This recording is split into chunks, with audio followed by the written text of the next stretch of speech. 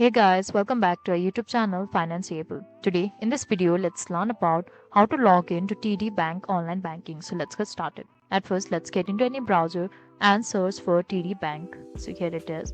Now click on this first website over here. Now on the top right corner, we can see this option for login in. So let's tap on this, click on login. Now we need to simply enter our username here. Enter the password. And if you want your username to be remembered even after you get back, simply click on remember me over here. Now we can simply click on login. If you have forgotten the password or your username, you can go and click on forget username or password, and after which you can reset the password. Now simply click on login after you are done with all of the details, after which we get into TD Bank online banking interface. So that is all. I hope you liked the video. Please do like and subscribe. Thanks for watching.